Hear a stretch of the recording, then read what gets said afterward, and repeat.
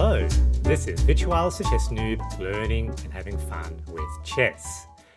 When I have the black pieces and the opponent plays an Italian game, I like responding with the 4 knights game.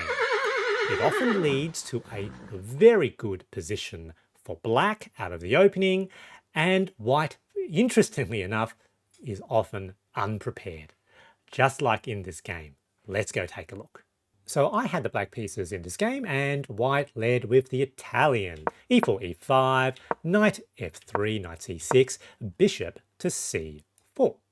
Against the Italian, I usually play the 2 knights defense, and the logic here is if white decides to go full aggro and play the knight attack, so the beginning of the fried liver attack, I get the Ponziani-Steinitz Gambit, and if white decides to play very conservatively, which is what they did in this game, developing the other knight, they're probably expecting me to also play in a symmetrical way, but I don't have to.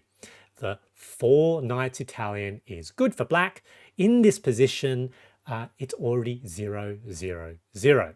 So white always starts off with a little bit of evaluation advantage because they just got to go first. So any standard opening where you get back to equality early on, we're in move 4, is very good for black. And this position is good for black simply because white is just often expecting this, and don't expect knight to take the pawn on e4.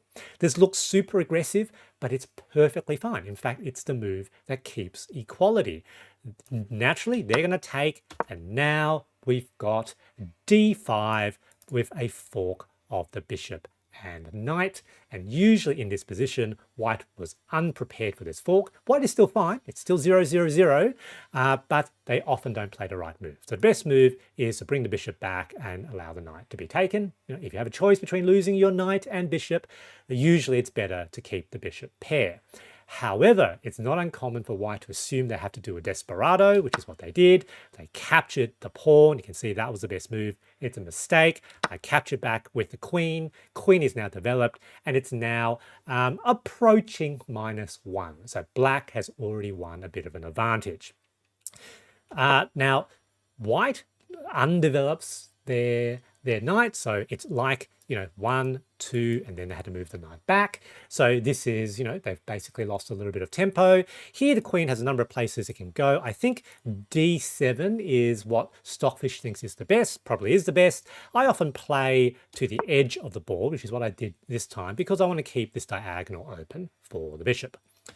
They short castles. I now decide to play a somewhat provocative move of my own, bishop to g4, pinning the knight to the queen. Now, I expected them to not allow this and would try to kick my bishop, but that's actually what I want. So they play h3 and now g4, and because the king has already castled with limited other development, white has now damaged the defenses around their king. So bishop now to g6, and this is now a permanent weakness for white. To push a pawn, that's fine. I now decide to long castle. One of the advantages with not bringing the queen back to d7, blocking in the bishop, is that I get to choose. Do I want to castle kingside? Do I want to castle queenside? It's fairly easy to do both. In this game, I decided to castle queenside, thinking I might now have an attack on that weakened kingside defense.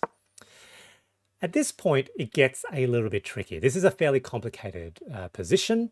I didn't see that this pawn was very powerful and that I had a tactic, because that pawn is pinned to the queen, placing pressure on the pinned piece. So pushing that pawn forward is potentially very, very powerful. And that is why Stockfish recommends bringing in an extra attacker onto the e-file. I didn't see that. White didn't see that. And so now there's a series of errors, mistakes, or inaccurate moves related to neither myself or my opponent seeing that tactic. So that was a mistake. That was a mistake. You can see the push. And this was a mistake, potentially because I can bring that forward, and bring the bishop there potentially forces me to move that rook. Here I do make a blunder, And this blunder is because I just missed the fact that white had a very, very strong fork in that position. They didn't see it, pushed the pawn, and now I've got that instead. And so they decide to trade. Trying to pin, but now I get to bring my queen over to this file. Stockfish didn't like it. It reckoned that immediately now striking with the pawn storming the white king was better. But my idea here was to give a defender for my knight to now infiltrate into the white's kingside position. And with the knight out of the way, that pawn becomes once again pinned to the queen. So that's what I was thinking. White now makes the wrong approach. So what they should have done, this is a problem. They should have taken my knight, but instead they opted, after thinking for a bit, to try to defend that square with the king. Unfortunately, that substantially weakens the king because it's now on that light square diagonal, and queen with check. And, they try to block, takes, and unfortunately for white, I now have a very powerful move. Knight captures pawn, discovered attacking the queen. Knight also attacks the rook, meaning they're going to lose material next turn, and white here opted to resign. Good game, GG. My big takeaway from this game is to try the 4 Knights game with black against the Italian. You'll like it, and it's pretty good. I hope you enjoyed this video, and thanks for watching.